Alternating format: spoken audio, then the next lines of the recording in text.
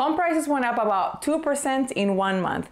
I think it's very clear by now that home prices are not going to come down significantly anytime soon. But they are not going to be climbing up significantly either. The only thing we have going on for us right now is the interest rate. And as soon as it came down in December, that's when many buyers jumped at the opportunity. And we can see that because the closings of the last 30 days perfectly align with the time the interest rates came down. So what can we expect for the rest of the year? It is another dramatic election year. Let's find out. This is Celina Acosta with your February 2024 housing updates for the Phoenix, Arizona and the metropolitan area coming up.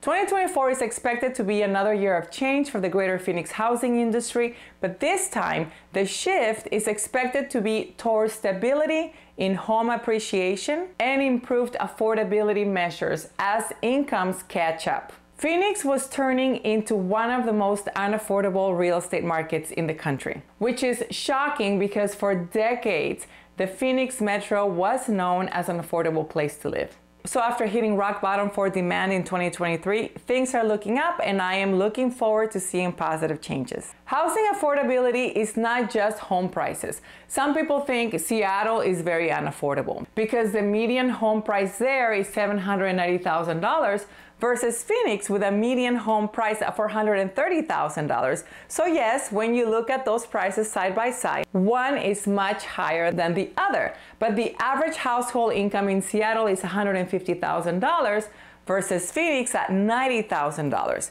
So we have to look at both. Housing affordability has two factors: home prices and income. So the average household income here was simply not catching up with how fast home prices were increasing. And right now the gap is too big not to notice. So now that inflation is under control, we can expect affordability to get a little better, hopefully. So it's an election year, and how does an election year affect the real estate market? Every 4 years, there is an expectation that the drama and the uncertainty that comes with a presidential campaigns will dramatically affect the housing market, specifically prices and mortgage rates. Spoiler alert, it doesn't. The main influence on the housing market comes from policies, not the election themselves. For instance, the stimulus packages and policies that were passed during the 2020 COVID election year, which is what a lot of the people remember the most. Well, these policies continued into the next administration, were the first ones to cause a ripple effect of fortunate and unfortunate events in the housing market over the past 4 years. So it's normal to want to link how well or how bad the economy is doing with whoever is president at the time. So that's why a lot of people think that home prices and mortgage rates will be affected too.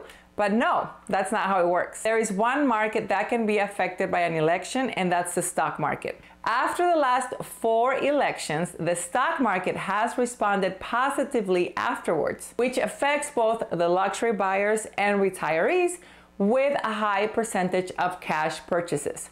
So when the stock market does well, people pull their cash out and use it to buy real estate. If a cash buyer expects their investment portfolio to be worth more after the election, they will simply put off their home purchase until the following spring. This can cause contract activity to stagnate for a couple of months, but it's not enough to affect home prices because cash purchases are only about a quarter of all purchases. So far in 2024, listings under contract over $1 million are higher than in 2022, which was the #1 record year for this price range. Active listings over $1 million are also at record highs.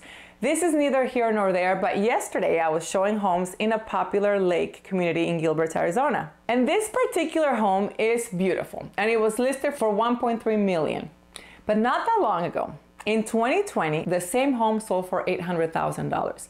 So this price segment has experienced increased demand and keeping price appreciation stable. Retirement communities are not experiencing the same, however, because this segment is highly sensitive to inflation. When prices for necessities are high and uncertain, many buyers in this segment will choose to keep their cash for safekeeping. Perhaps they feel better after the election. We'll see. I think that this is the year that we're going to see more homeowners sell their home and give up their low interest rates, and that will give us more inventory, which will help us with the housing shortage, because that's what's been keeping the prices high. As interest rates come down, more sellers will be motivated to give up their low rates. Many first-time homebuyers put down 3.5% on an FHA loan, and last month, nearly 70% in the entry-level price range had a seller or a builder agree to contribute to closing costs with a rate buy-down. And that's a median contribution of $10,000 from the sellers. Altogether, there is not much to get excited about if you're looking for positive movement. Or on the other hand, there's also not much to get excited about if you're hoping for the market to crash. Arizona is famous for its boom and bust real estate cycles,